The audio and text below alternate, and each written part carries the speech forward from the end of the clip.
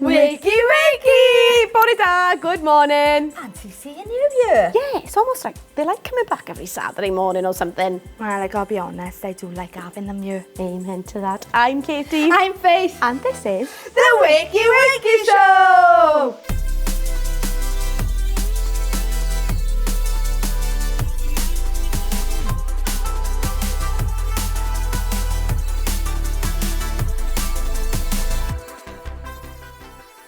Girls, wake up, man. I'm up. And we are raring to go. Are we? We're starting with a good dose of scripture to get the good Lord in the picture. Yes, and we'll have some good news to glug down on with your brews. And a look-see at what idiocy we've been up to in What's Appertaining this week. Yes, and we're told that if we're really good on our best behaviour, we can have another guest this week. Can you believe it? And yes, he's fellow worship leader and loves a good old jam with Jesus. Ding, ding, ding. It's the fabulous Rob Westall. But before we get ahead of ourselves, let's look to the one who is ahead of ourselves. Oh, Lord help us. I think it's time to have a look in the book.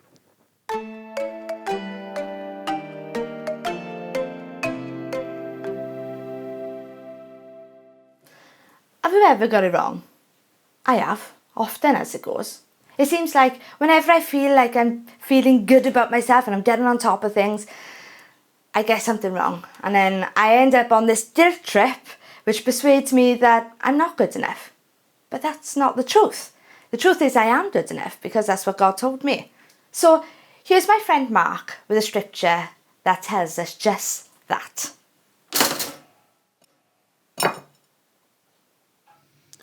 The Lord your God is with you. He is mighty to save. He will take great delight in you. He will quiet you with his love. He will rejoice over you with singing.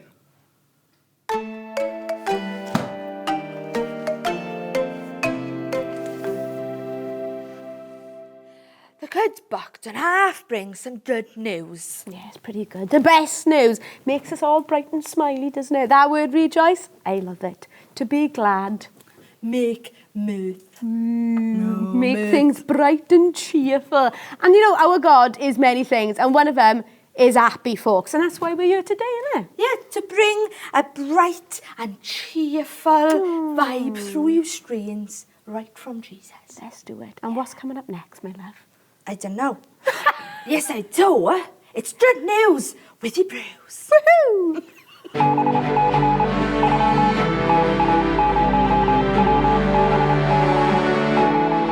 Good morning and welcome to Good News with your brews.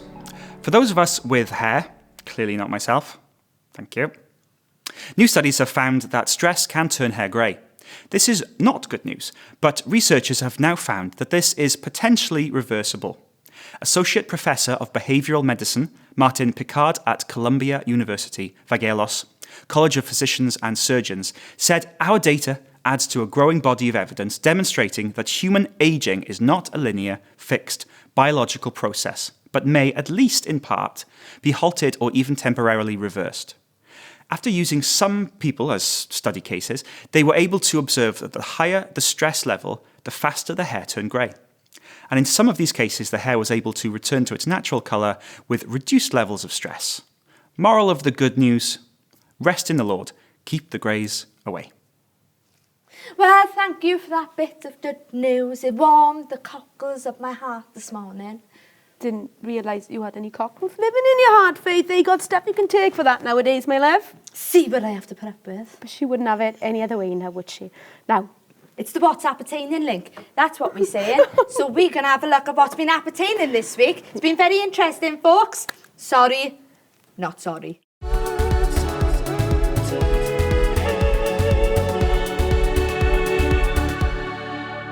So welcome to our office. This is where me and Katie do most of our writing work. Now, we have a bit of a challenge today because there's a bit of a split of opinion amongst our team when me and Katie think that one way to our toilet is quicker than the route that our cameramen like to take. So today we thought we'd find out, put it to the test. This is jog. to the bog. We're going to find out how fast we are. And if Katie is as slow, as weak as she is, I'm going to win. Just saying. But can I say, I actually agree. Her way is quicker. I'm just doing it the way the boys do it. And if anything, the amount of hair she got is going to slow her down. Come on, let's do it. Boom, boom, boom, boom. Boom, boom, It's my boom. Are you ready? Yes. Yeah? Yes. On your marks. Get set. Come near me. Go!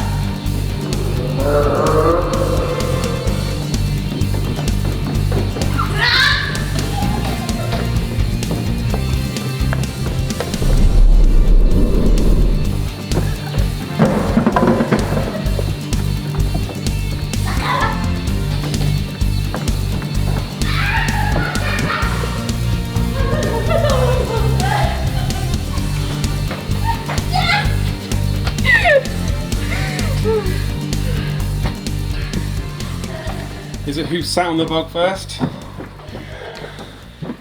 The winner, ladies and gentlemen. Not happy. Not happy.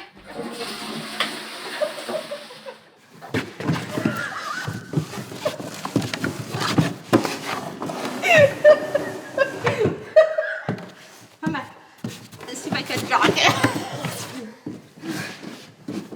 Anyway, there was a reason for this. To summarise, the jog to the bog. Well, no, hang on now. She says she won, but I agreed. The way that she goes is faster. So on this level, we won, the boys didn't. Yeah. We know which way is the faster way. We, meaning I, Oh, aye. won. Jog to the bog. Thanks, folks. Don't pass out. And if you're still with us and haven't thought we completely lost it, to that we say, Are you nuts or what? and you'll be in good company. Well, I think that's the perfect time Yeah. to introduce my friend, my brother from another mother, my fellow worship leader. Stick to the script, Aye, Faith. sorry, okay. So, we're going to introduce Rob Westall! My love. Thank you very much. Welcome, welcome. Wakey wakey. Are you awake yet? Not really. Well, I tell you what, you know how to sing, but do you know how to ding? Give it a little... Hang on.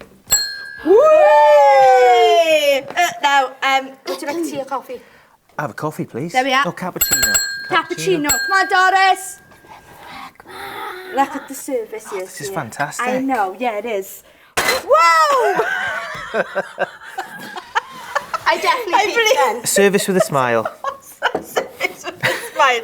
Now, Rob, let's Thank you very jump much. straight into our natter, right? Yeah. Now, for all those out there, you've probably been starting to hear about Rob because he If just you seems haven't, everywhere. What on earth have you been doing? I know, he was sleeping under a rock or what. But you are a worship leader, but you also write songs that are not necessarily ones use them in your worship team, but they are all directed for Jesus.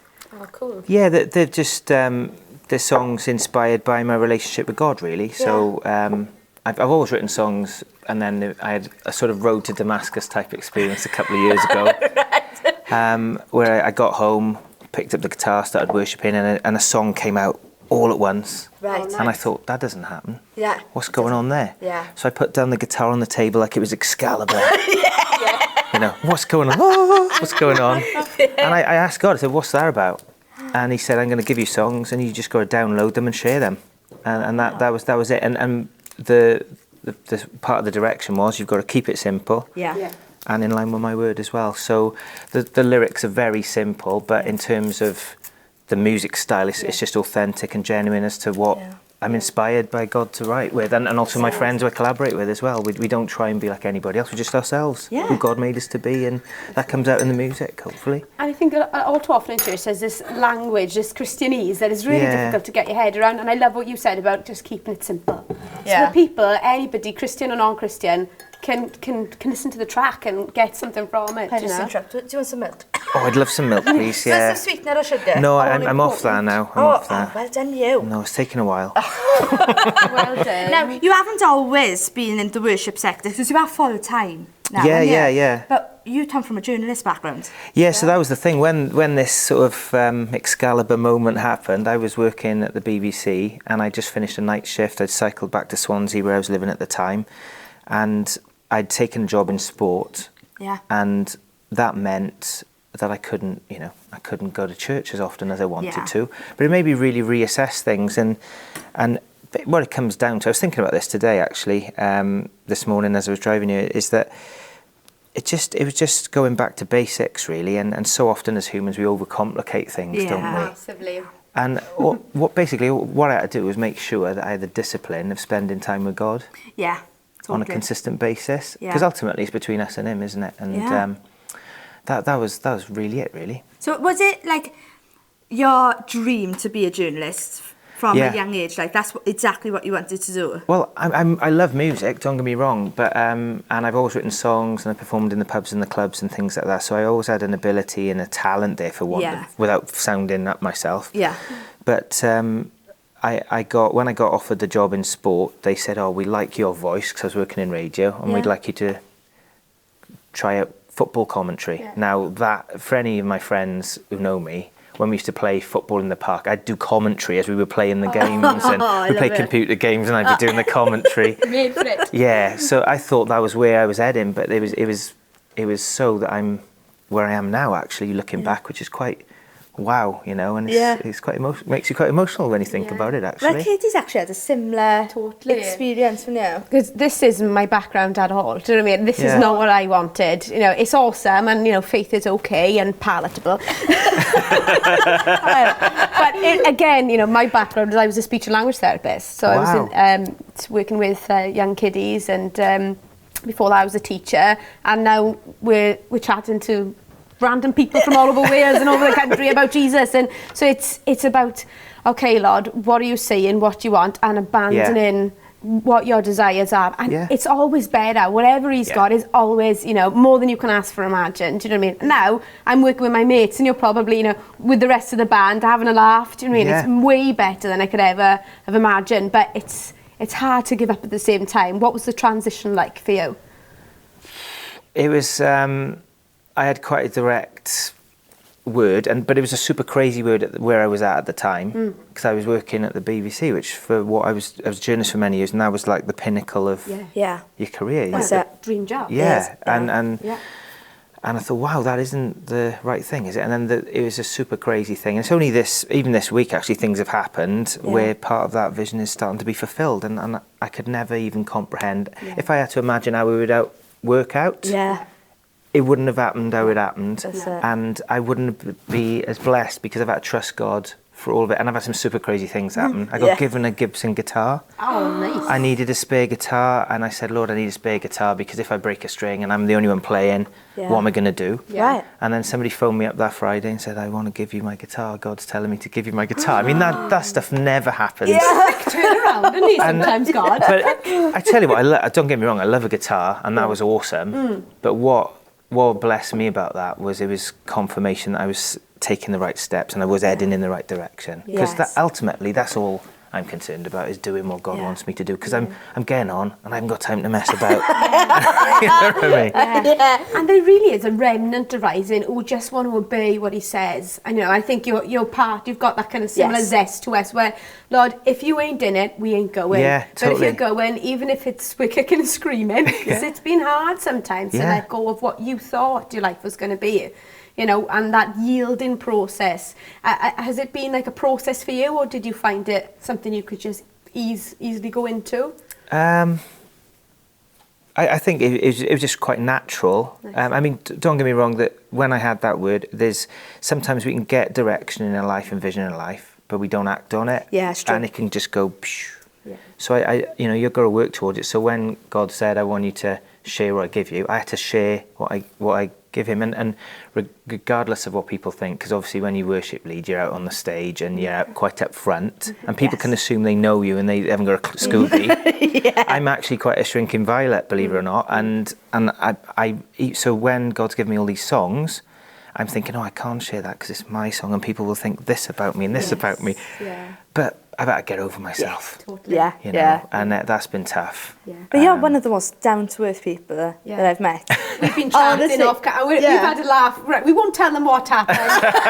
We had an amusing first encounter, and it really set the tone for our friendship. And it's lovely to meet like, kindred spirits, as you said. Yeah, totally. And I'm very. I was quite put out that I was texting somebody earlier and you disturbed me on the loo. This is how we do it. Well, how rude.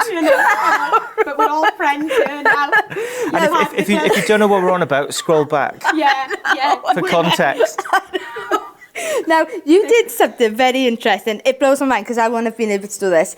You did a ridiculous amount of recording of songs while filming in a very short space of time. How short? How short and how many songs? Oh yeah. So 2 days of filming, 2 10-hour sessions, and it was quite reasonably priced. But I thought, how can I maximise and get the most out of this time? Because I could do whatever I wanted. Right. So I got the band to record. I think, what did we do? We did 21 songs in the first session, and then we did acoustic versions of the songs. But from that, we're hoping to get about 50 to 60 videos from it. That's not normal, surely. No, it's not. What? I get these super crazy ideas, and basically, it's because when lockdown hit, I just started going full time. Yeah. So it was like, this is exciting. Year ago, I had all these bookings. I was going to London to do stuff, and then lockdown happened. Lost all of that. Yeah. And I thought, what can I do? So I did a gig. I'm getting back to the recording session in a minute, but just to give you a flavour of how mad I am. And I just started live streaming, and I live streamed a gig, and there were people tuning in who were friends of mine and people I didn't know who would never ordinarily set foot in church. Yeah. And I thought, I stopped then. It was sort of like the Excalibur moment I was on about, all right, what's going on here, God? What do you want me to do? Yeah. And I just felt I had to stream. So me and my wife decided that we would stream for... She was off camera. She doesn't like to go on the camera, even though she's far more glamorous than me. But we decided to do this show called Social Distancing Live, where we'd get other people on. Yourself was a guest. I went on there. You were the star guest, of course. Did. And it was just to encourage other people in the ministry, other people who were musicians, who were in a similar boat, but also to share our faith. Yeah, totally. And we found lots of people tuning in. We had people coming to know Christ. We had people coming back to Christ, reconnecting with God, and that's what it was all about. And it was hard work, but I would never have done that normally. But it's all about, like we said earlier, press pause. All right, what do you want me to do? What's the plan? Yeah. What do you want me to do? And I'll do it. Yeah. And but often we have to press that pause button, don't we? Oh, yeah. Yeah. And that's why I've been thinking this week about communion. Yeah. Nice. Why do we have communion? To remember. Why do we need to remember? Because we're human. Yeah. Because we forget. Yeah, and life gets in the way, doesn't it? It's busy, It does, yeah. kids, everything else, you know. That's it. It's messy. It is Yeah. messy. Now, you did mention your wife. She's beautiful. Thank you very What's much. her name for everybody? Anna Westall. Ad- Well, obviously Westall. Oh, she's fabulous. And you've got 3 children? Yeah, 3 lovely children. So Isabella is 10. Yeah. She's like she holds everything together, I think, in the household. she's a mum in waiting, so to speak. Yeah. But then there's Benjamin, who's just turned 8, Fab. and Mateus, who is 3, and they're all lovely. Yeah. Proud of them all, but they're all completely bonkers as well. Yeah. But, do you know, right, one thing that comes through it, especially on your social media, is that you do get these ministry people who are all ministry. So all you ever get is bombarded with ministry stuff. You have just such a lovely balance. You do pictures and videos of your family. Yeah. You get a real sense that you're an all-rounder. You're a family man, down to it. People can feel like they're connected to you just because you're normal. Yeah. So I've got to be honest, that's not a deliberate thing. No? But it's just, I get confused sometimes. Like the Instagram account, is it the music account or is it the family one? And I get mixed up. And that's how, and then I thought, oh, well. It's lovely, honestly. Natural. It really works for you, I think. thank you. It really comes across lovely. I don't like posting too much. I mean, people say, you know, especially when you do music, you've got to post once a day. And I just think, no, I'm not doing that. No, that's it. If God's asked you to do it, it's his plan. Go for it. There's nothing you can do to stop the plan other than saying yes, one yes at a time. Yeah, What do you want me to do exactly. today? Absolutely, I'll do it. If it's something natural, post it. If it's, oh, that's funny, I'll post that, you know. I think people do ministry for popularity sometimes. You know, it's like, right, God's asked me to do a ministry, now I need to get popular to get that ministry Off the ground. Off the ground. But that's not the way that God ever works. So it's never the way Jesus worked, didn't we? Yeah. He chose a bunch of friends Yeah. and did it with some friends first. Yeah. And popularity grew as those friends did what they did. And we're authentically, and back to your authenticity, authentically who he'd called them to be. Yeah. And I think there's this thing out there where so-and-so's trying to be like this person or trying to achieve this sound, where there's a sound coming out in worship, you know, in word, in creativity, that we just got to be authentic to the voice of the Lord. And you are nothing like anybody else. Yeah. I love that. okay, no. I love it because you are nothing like anybody else. And you shouldn't have to adapt your music to other people's tastes. Yeah. No, I'm quite passionate about that, and because I this might be a bit controversial, but I don't think worship music is a genre.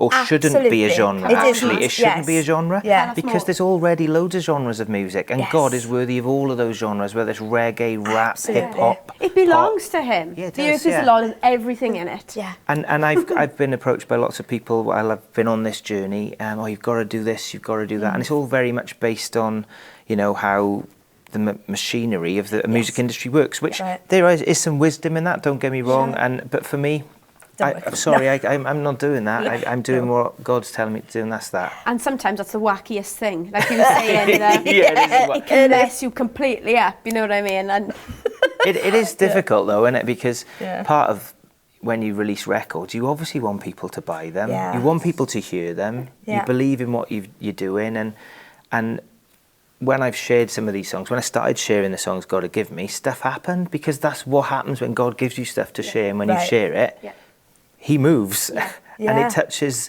the parts of the other people can't reach, to quote a well-known advert. But that's what happens. So like, and for me, I think as well, because God loves us so much and he knows us better than we know ourselves. So like, as I said, I'm a shrinking violet. So the first song I shared, we moved from Swansea to Abergavenny, and it was the Excalibur song. So I had the song, I had the bit that you sing over it, the melody.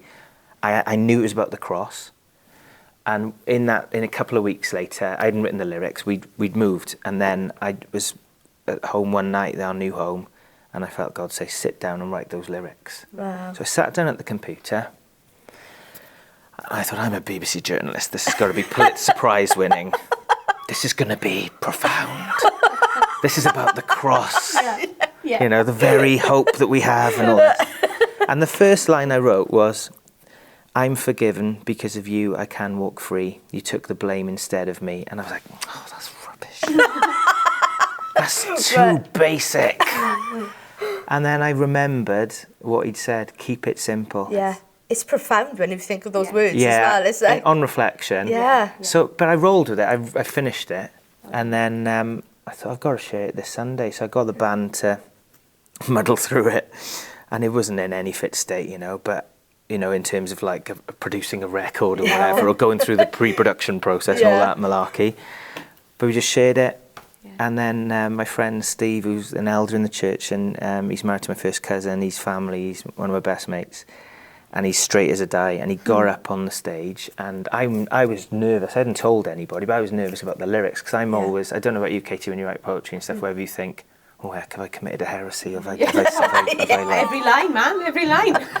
have I like done something? I'm going to get excommunicated if I share this. So that's what I'm like. But so I got certain people who check the words, but I didn't have a chance with this one. I just had to share it, and he got up on the stage. He goes, "Let's get the words up for that song," and I'm like, "Oh no, oh no, here we go." He went, I cried, and he doesn't cry. Like he's, you know. Yeah. And I was like, wow. He's moved. And then other people coming up going, "Oh, that meant a lot to me." And also people started singing it straight off as if they'd heard it a billion times. Yeah.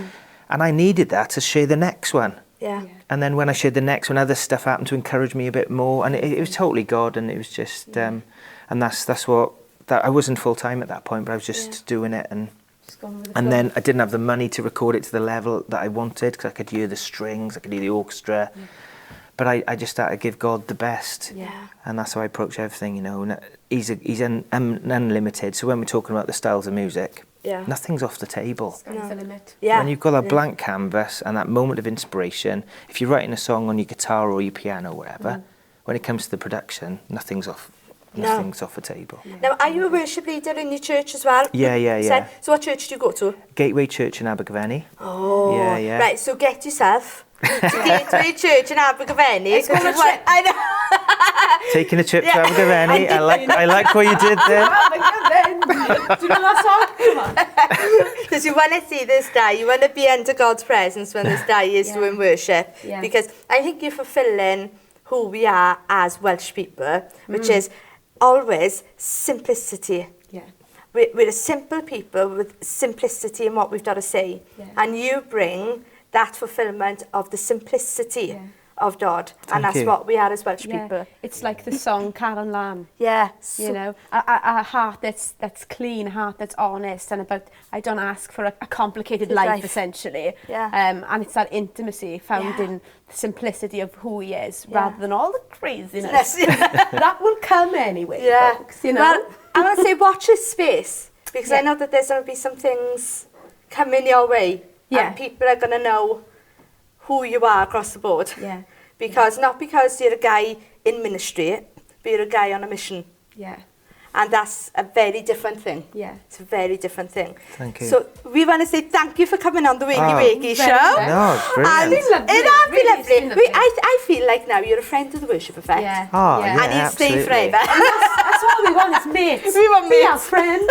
Well, we're Welsh, so that counts. That's an in straight away, isn't it? So stay together. Thank you, Rob. Thanks very much. Oh, cheers. Well, that went far too quickly for my liking. It did, Faith. But if you've got a little bit more left in you, let's have a little look at a poem from our archives. Yeah, and it's by our very own Katie. And it's a poem called Mess Me Up, Lord. And he did. So have a little look. But from all of us at the Wakey Wakey Show, thank you very much for watching. Thank you, Rob. Thank you, Rob. Until next time on The Wakey Wakey Show! Jazz hands. Jazz hands.